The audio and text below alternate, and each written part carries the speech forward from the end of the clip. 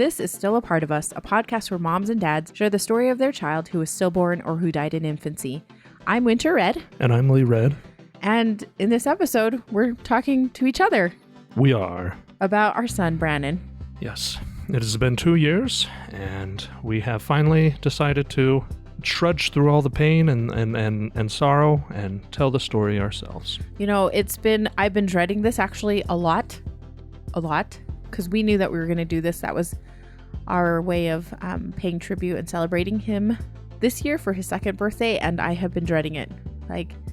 When we finally recorded, both of us were a couple of messes.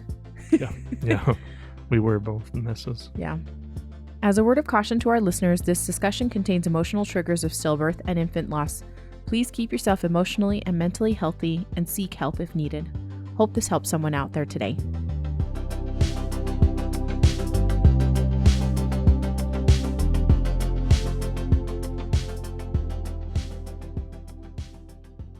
So, Winter? Yeah. Over the last 2 years, yeah, what have been a couple of things that have helped you? Well, I think the things that have helped early on versus kind of later have been different for me anyway. Mm-hmm. Early on, after Brannan's funeral, everything kind of died away. We still got plenty of attention. Don't get me wrong. And I'm super grateful for all the meals that were brought to us, people checking in on us for several months there. And I'm so grateful. We got cards. I swear we were getting cards still 6 months after he was born.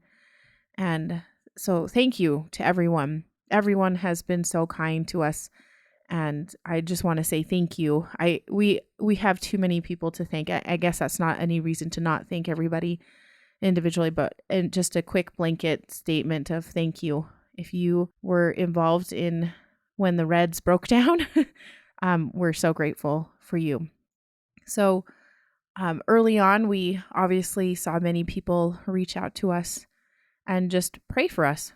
That in itself was huge because I believe in prayer. I believe in the power of prayer, and I felt like people were praying for us, and I felt comforted. And I have talked about this many times before on other episodes, but our good friend Jamie, she did not ask what I needed, what we needed. She just brought over, and this was before I think we'd even been discharged from the hospital, but there was a bag full of stuff when we got home. The bag was contained in there were some Chucks pads for bleeding, and there was cooling packs, and this is the kind of the best part about it is that she put in stuff for milk suppression. So there was little ice packs that you could stick in your bra, and there was a cabbage. A cabbage. I know that doesn't make any sense, but cabbages are supposed to help with milk suppression. So you just cut a leaf off and stick it in your bra because it has the right shape. And so she brought us food and stuck it in the fridge and the freezer so we could use it whenever we needed to. She gave me some treats and had a book in there. It was really kind. She didn't ask what I needed. She just found something that she thought I might need. And I was so grateful to Jamie for that. That will always forever be one of the kindest, most thoughtful gifts that I've ever had given to me. So shortly after Brannan's birth, it was those kind of things, those little things where people would just show up, or there was stuff that was left on our doorstep with no name on it, just treats. And I just remembered it several times, just breaking down crying, thinking, gosh, we are so loved. We are so blessed to have friends and family that love us so much to do simple things that is not a big deal for them, but makes a huge deal to us when we just didn't want to do much of anything for those first several months. So that's one thing that helped. We've talked about this before also, is that after Brannan passed away, it was August 2nd when we buried him. And so kind of all throughout August, we were not doing much of anything. I took some time off from work, and Lee took several weeks off from the market. He is a chef, and does a small food business at our local market. And he took several weeks off, and Lucy didn't have any school or anything. And so we just kind of didn't do much of anything. So the thing that really helped for us is that we actually took a little break and went up to Bear Lake, which is up in the border of Idaho and Utah. Yeah, northern Utah. Yeah. And had a little break to ourselves, and it was nice because it was after Labor Day. I always get those mixed up. Labor Day. And so that town was kind of deserted, actually. And it was so nice just to be there together and somewhere different, kind of a little change of scenery. And then to get back into the swing of things once we got back, because Lucy was starting preschool that year. And so that was nice to have that little bit of a change of scenery and then something to get us into a routine, because I think I started work when we got back too. Yeah. So, and then I'm trying to think of other things throughout the last year, even, as I think the thing that's helped us the most is just talking about Brannan and people being super open to talking about Brannan and just asking, like, how are you doing about, like, are you guys missing him still? How's that feeling? Those little bits of just being able to talk about Brannan has been great. Great for me anyway. What about you, Lee? A couple things that have really helped me.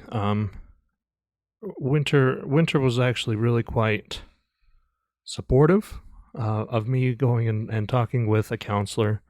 And at first it was going to be couple therapy or couples counseling, talking about, how can we overcome this pain and this sorrow. And then it turned to Winter just saying, Lee, I think you should go. And that was really quite helpful. The therapist, there was one really nice insight in the very beginning, and I was angry and I was just mad, and I didn't know who I should focus that anger on, so I just turned it onto myself. And she really helped me to see you don't have to be angry with anybody. You can just feel what you are feeling and have it detached. It doesn't have to be focused on anyone or anything. If you're feeling angry, you could feel angry. You don't have to be angry at someone or something. You could just be angry. And then feel that feeling and then let it go. And that's the same with anything. Like, you don't have to be happy because of something. You could just be happy. You don't have to be sad because of something. And, Brannan's death has been pretty much the epicenter of all my sadness and anger, but it's nice to say that I can let go of these I can let go of these feelings after I have felt them. And that was really quite good for me. And I don't know, Winter, if I've ever told you, but thank you for letting me sort of hijack that. Oh, that no. counselor. No, I actually, I felt like, so I think we've had talks about how people mourn differently and process things differently. And I feel like I've had a lot of quote unquote practice. That sounds funny, of grieving, because I lost my mom when I was 10. I lost my dad when I was 27, 28. And so I feel like I've had a lot of loss in my life. And so I feel like I was a little bit more practiced, if you can say that. It sounds dumb to say that, but I just remember talking to Lee as, like, I felt okay at the time when we were seeing our counselor and feeling kind of like settled and accepting of where I was at. I felt guilty about where I was at because Lee was struggling. You were struggling, Lee, and you were angry. You were angry about a lot of things, it felt like. And so I'm glad that you did. I was happy to let you have those times with the counselor, because I think counselors are there for a reason. So yeah, as a couple and personally too, like, you can You can do it just one-on-one, and the other times you would need to work it out as a couple. Like, and that was the other thing. Like she spoke about this is like, you don't have to be mourning at the same time. You don't have to. You shouldn't be. You're different people. And so I kind of felt like, oh, I don't have to feel guilty for feeling like, okay, I'm okay with where I'm at, where Brannan's at. But if Lee needs more time, then that's cool. That helps me realize that that I shouldn't be rushing you, I guess. Well, thank you. Anything else? Yeah, so I became friends with a guy, and he got me started on a very nerdy game. It's called Pathfinder. It's what nerds play. Okay, wait. So describe what Pathfinder. Maybe give everybody context so they know what Pathfinder is. So Pathfinder is a different version of Dungeons and Dragons. Yeah. It's a numbers and dice game, and you role play the character you make up.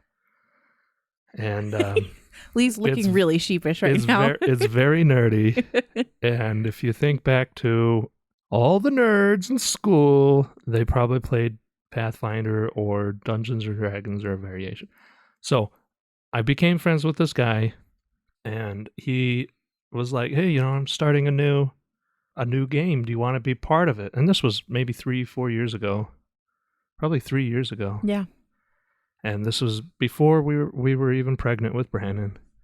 And I was like, yeah, sure. Once a month, once every other week or something like that. And, it became really nerdy.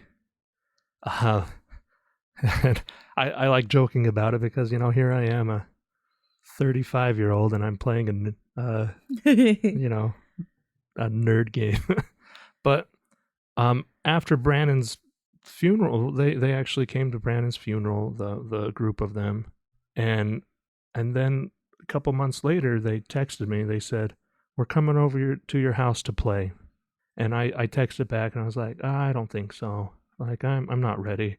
And they're like, oh, you don't have to play, but we're coming over to your house. And I was like, oh, please, guys, don't, I don't. And they're like, we think it's time to get back into. And they pretty much forced themselves back into playing. And that was really good because I would have just stopped hanging out with them. It would have just been I don't feel like it, and I'm not going to do it.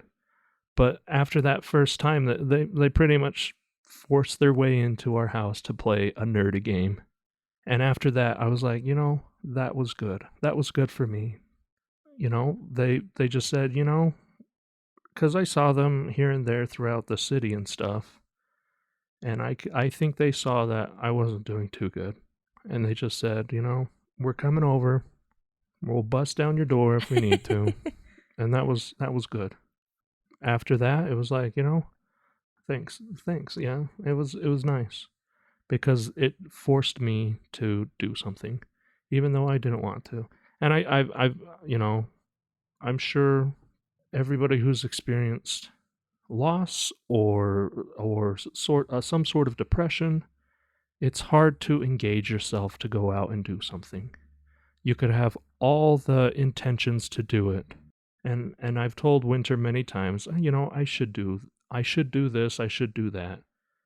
But when the rubber actually hits the road, it's sort of hard to go. Yeah. It's hard to motivate yourself. Yeah, that's one thing I felt like after Brannan passed away. I felt like the wind was taken out of our sails, to put it, in a proverbial sense. Because I feel like we try and go do stuff. We try and invite people over. But I think for the last 2 years, we've kind of been hermitish. Not the Hermitage. No. But I would say we've kind of stuck to ourselves, or we've stuck really close to our families. Like that has been super comforting to be with our family. Yeah. And so to kind of emphasize your point, Lee, is that sometimes when you've I think sometimes lost moms and lost dads, they just don't have it in them to go to be the ones that motivate and do the things. Does that make sense? So you might have to do something without them asking and just hope it works out. Kind of like your friends did, Lee, and who just came over. Or like I said, Jamie bringing something over when I didn't even know what I needed. Like sometimes we don't know what we need. We have no idea. We're just a little bit lost and we don't have any motivation to do the things we used to do. Yeah. I would even say, we would easily say that we were in a depression for a bit. Oh yeah, we definitely were, and I still think we have a depressed state. Yeah. I don't necessarily say we're depressed, but we sort of have a how would it be, like a tapped down. Yeah, a tap down, we're not our usual, like what you knew us before. This is the new normal Lee in Winter Red. And we used to have all sorts of gatherings and parties and dinner parties, get-togethers. And now not to say that I don't care, but I just don't feel like doing it. Yeah. Like it's hard to it's hard to do it. It's hard. Yeah, it's hard to feel motivated. And also this is going to sound very callous. It's hard to care. Like, the most important thing to me is my wife and my daughter and my son, and I've got to make sure that they're okay, but everything else is secondary and tertiary. Yeah. So I watched this TED talk about stillbirth, and I remember the lady talked about how going through that kind of experience is like a fire. It burns off all the extra stuff. And she's like, gosh, I had a friendship that basically disappeared once this happened because I just didn't care to maintain it anymore. And she didn't care to try and maintain it either because of this experience. And I thought, sometimes things fall away because of something so, like you said, epicenter of our grief, epicenter of our sadness that we've had the last 2 years, that has changed us. Mm-hmm. We are different people. And I think lost moms and lost dads like us, they feel different about a lot of things. You just don't care about certain things anymore. Like it's just not that important. You know what's important now, I think. And I think that's why our family has, like I said, I feel like our siblings have become such good friends with us. Like I feel like that has been really important. And then I think our relationship has gotten better because we instead of, falling apart, we've drawn closer together. I don't know what you think, but yeah, I think so too. Yeah, I don't want to get all mushy, but I think our relationship, in every relationship, it takes two to tango. Yeah. And sometimes I'm stepping on Winter's feet. Sometimes she's stepping on our feet. Sometimes Lucy wants to butt in. Sometimes we have to take a water break. And, a union break. It's a union break. But going back to relationships and friendships and stuff, it's hard for our whole lives. You have to maintain a relationship, and both people have to. Yeah. So if you have a friend that, can't understand that either you're going through a hard time, and they can't understand, well, you don't ever call me or do anything, and they don't try to maintain the relationship as well. Yeah, I could see like that TED Talk. What do you remember what her name was? No, I don't, but I can put that in the show notes when I get it, because there were several talks that I watched about grief and stillbirth. So, and if you're both not trying to maintain a relationship, it does go away. Yeah. So, goes the way of the buffalo. Yeah. I mean, it's not to say that it couldn't be revived again, but there usually needs to be some changes and effort, right? Yeah. Winter, has there been anything that you have been cringeworthy that you're just like, oh, I can't believe somebody would say this or do this, or can't believe this organization would do this, put out an advertisement? I don't know. Has there been anything that has just been glaringly bad? I would say nothing intentional, if that makes any sense. People mean well, and I really, really honestly, like, that is one thing that has helped me going through this, is that I've had a new perspective on stuff that I say that I'm like, oh yeah, I totally meant well with that. But I'm like, somebody's going to take that wrong if they're in a really bad position. And we've had people say things to us that I would not necessarily say anymore to anybody that has lost a child, honestly. Once again, well-intentioned, but I would not say that anymore, because now I am like, oh, that kind of stings a little bit. I understand where they're coming from. I understand they want to mean well and are trying to comfort me in some sort of way. It doesn't sound quite right when you've actually been through the experience. Yeah. Yeah. And it really is like, and if you've listened to any of the other advice episodes, there's often quite a running theme that people say stupid stuff and people say awkward stuff just trying to help. And it has been quite eye-opening, oh, well, at least you have another child. At least you have Lucy here with you. It's like, that... We are grateful for Lucy. But gosh, I wouldn't trade Brannan for Lucy or vice versa. Yeah. Lucy is not our son, and our son is not Lucy, and we have lost a child. Well, at least you didn't get to know him. Oh, yeah. Winter had him in her belly for 9 months. Yeah. And we had dreams. We had what we thought our family would be like. We had a name picked out. We had been calling him Brannan for some time, and it's like, I'm sure it would have been bad to know him for 50 years and then us pass away, but we didn't. And he's still our son, and it still hurts. And and there's all those platitudes like, no, this must be God's plan for you. And I struggled with my own personal belief, and I don't really know how I feel about that. And I don't want to get on this podcast and tell you what I think right now about that, but that is just a stupid thing to say. Yeah. So, because I have, thankfully nobody's really said that to me, Lee. I don't think anybody said that to me. Yeah. Because I don't. Yeah, I agree. It doesn't make anybody feel good. It doesn't about anything, and so life happens, and crap happens in life. Like, that's all there's, because we're mortal. So. I quite like what you say, Winter. This sucks. I'm sorry. And that's, if people say that to me, that's the best thing they could say. That sucks. Yeah. I'm sorry. I'm sorry. It just really... I'm sorry for you. Yeah. And I appreciate others who have said something similar, and then they say, gosh, I don't even know. I don't even know what you are feeling right now, because I have not gone through anything like this.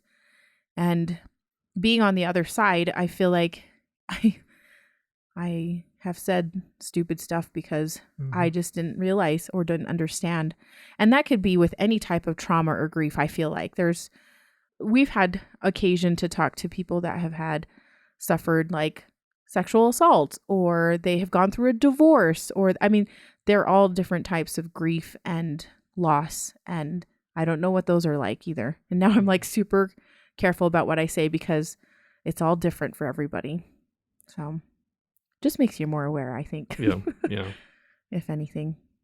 Lee, do we want to talk about a little bit about what we do to remember Brannan, or things that we have done to celebrate him, or? Yeah, I think that would be good. So a couple of things. Many, many, many years ago, I bought Winter a little stuffed animal that was an opossum.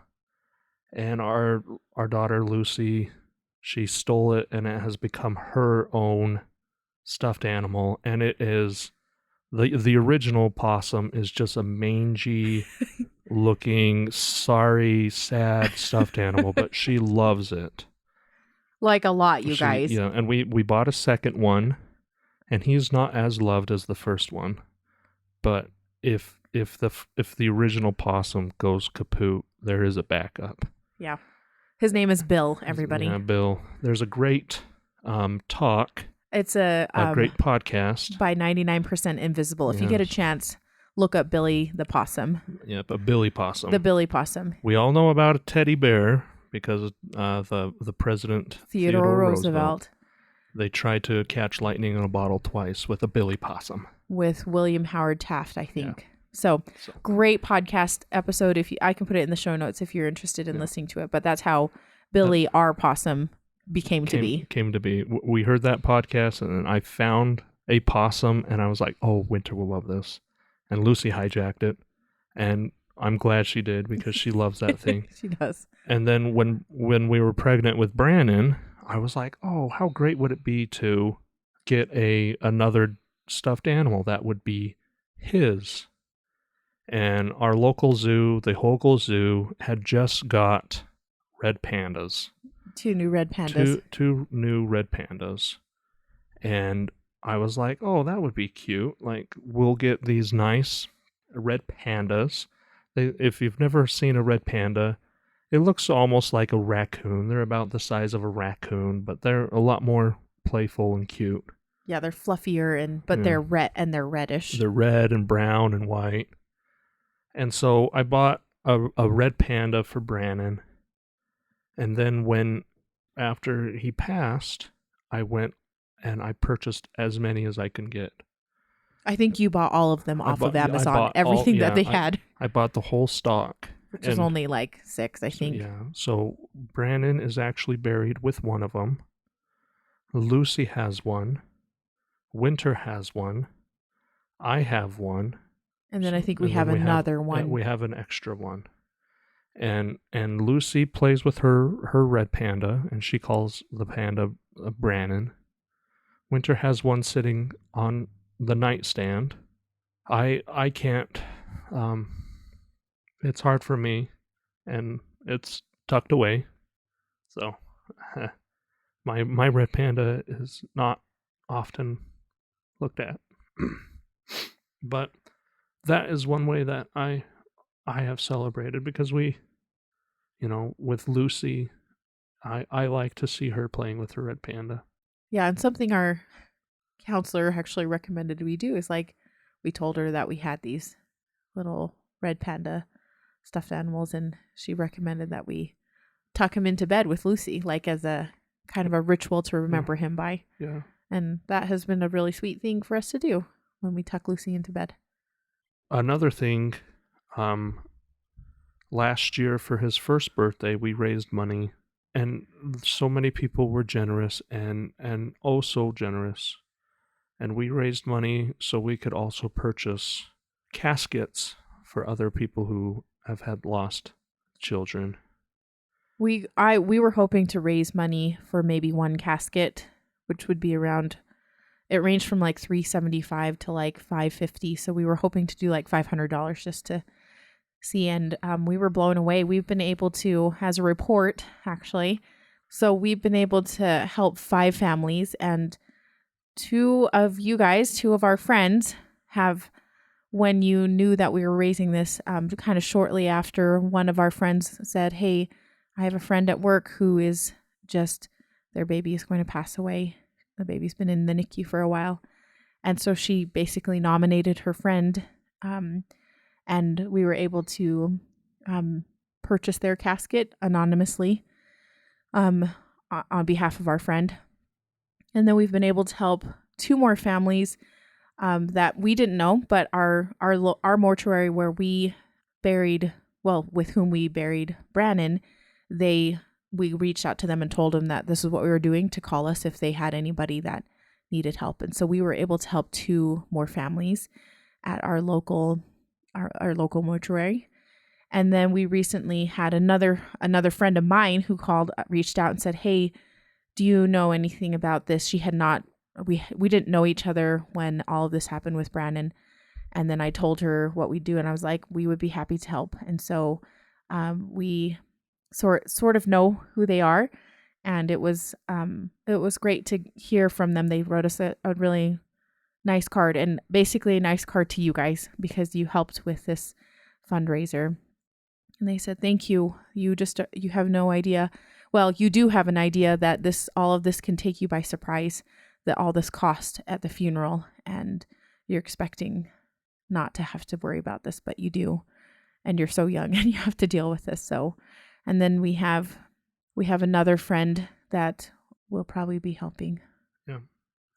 So thank you, everybody. Yes, thank you to all of the wonderful people who have helped.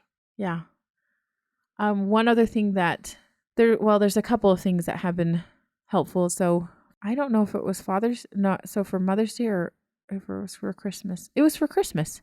For Father's Day. For Father's Day. No, it wasn't for Father's Day. It was for Christmas. You actually you snuck the box that had Brannan's little onesie and his cap and his little muslin that we had him wrapped up in. You had those framed, and his little plaster handprints and footprints framed, and they're so beautiful. I actually fretted about it when I saw it because I was like, where am I going to put that? Because that's so intimidating for people to see. There was a bit of like, my first reaction was like, oh my gosh, this is going to make a lot of people uncomfortable. And I know that Lee told me later that he has not been able to touch any of his things because it just is too much. So it's actually really nice to see it and not have to touch it I think for Lee. Yeah. To tell you the truth, sometimes I do wish I could touch it, but yeah.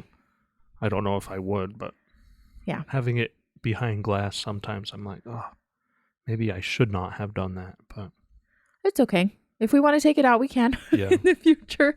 It's not permanent, but they're beautiful. Like, they're beautifully framed. We had some close family friends do it for us, and they just did a beautiful job of it. So that's been nice. It's in our living room, and we just, when I sit in the morning in the living room to just meditate and read, that's something I always look up to and just say, hey, Brannan. One other thing I think, which was a labor of love for us, Lee, was the bench that we created for Brannan. Oh, yes. Yes. So we purchased plots for all of us because we, just to let you know, we know where we're going to be buried. I know. It's so weird to have our plots and stuff, and I feel like we're kind of young to have plots, but okay, whatever. Old people and and people who've lost. Yeah. So we bought plots so that we could be all together, because I didn't like the fact that he would be by himself. I've mentioned this before, that there's a baby land in the cemetery, but that didn't feel right to me. I don't know why. No. I didn't even think about it, actually, because I just knew that I wanted to make sure that he had a place with us. It was a permanent home for him. Yeah. And honestly, very, very, very close to where we live currently. Yeah. But we fretted over what we wanted, actually. We were like, I don't want a headstone. Because we're like, we're going to probably make it so that it has our stuff, our information on it too. And so we wanted it to be something that we would all like and would be beautiful for when we went to visit Brannan. Doing the research for it, first of all, I was like, I don't sit on the ground very well. And so very early we found out we were going to have a bench, because I sometimes refuse to sit on the ground. He's not very flexible, everybody. Not very flexible. And so then we started looking at benches, and we're like, oh, this is not our style. Oh, this is our style. And we pretty quickly found a bench that we liked, and it was concrete and wood. And when we talked to Bountiful Monument, they did our headstone, and he was like, oh yeah, if you do wood, it'll only last 40 years. and so he mocked up some drafts, and it just felt right. It was beautiful. It was really simple. And it was us. Yeah, it's kind of this very modern looking bench. It's an L-shaped bench. He was a little surprised when we were like, yeah, we want the writing here. He's like, right there? And I was like, yeah, why not? Yeah. And so there's on one side, it has our names and our family stuff. And then Brannan has kind of his own spot on the other side, and it's kind of hidden. I like it. It's a little secret. I feel like it's a little secret place actually for Brannan. Yeah. So, and it's just beautiful. And we did take a year. Like, we had his headstone placed, that bench put in like 2 weeks before his birthday last year. Yeah. So I'm just really proud of it. Like, because I felt like we were designing it for him. It took a while because we settled on what we wanted, but to actually do it, it took a long time because you're looking at finality, Yeah. Like, Brannan will be put in the ground. Brannan was put in the ground, but then this is going to be the last thing that we can do for him. Yeah. And it took quite a bit of self-determination to do it. Yeah. I didn't like the finality of it either. Yeah. But I really liked doing it for him. Yeah. Like making it for him. It was a great tribute, but yeah. Yeah, I get proud of it because I'm like, yeah, this is something that we designed for him. Yeah, sure, it's for us too, but which is a bonus, I'm just saying. But it was something that we really took our time, I think, so that we could do something for him. Because we would have decorated his nursery, or we would have you would do that for a child when they were coming home. So, yeah, that was a little hard. Well, Lee, any last thoughts about anything? No, just happy birthday, Brannan. Yeah. Winter, it's been a wonderful run. We're not ending. We're not ending the run. Come on, Lee. But it's been 1 year. Yeah. It's been 1 year since this podcast. It's Brannan's second birthday, and we love him so much. And happy birthday. It's never going to go away, that sadness, but it does get different and maybe easier. I don't know. But I love you too, Lee. I'm grateful for you. Thanks, dear. Well, thank you so much for joining us on this advice episode. We hope you enjoyed it. It was actually very therapeutic to talk about our loss and what's helped and what hasn't helped. And we want to just say thank you to all of you for joining us. I know that if you are joining us, there's a good chance that you've had something really sucky that's happened to you too. And so we're sorry for your loss, but we're grateful that you're here. This community has been so kind and accepting and gracious, and we pray that you are doing okay. Yeah, we're so sorry for your loss. If you want to contact us, please reach out to us. You can go to stillapartofus.com to find some information if you're interested in sharing your story with us. Reach out to us at stillapartofus@gmail.com and we'll be in touch. But thank you so much again. We love you. And the show was produced and edited by Winter and Lee Red. Thanks to Josh Woodward for letting us use his song Vanishing Note. You can find him at joshwoodward.com. Lastly, please subscribe to this podcast and share it with a friend that might need it, and tell them to subscribe. Why? Because people need to know that even though our babies are no longer with us, they're still a part of us.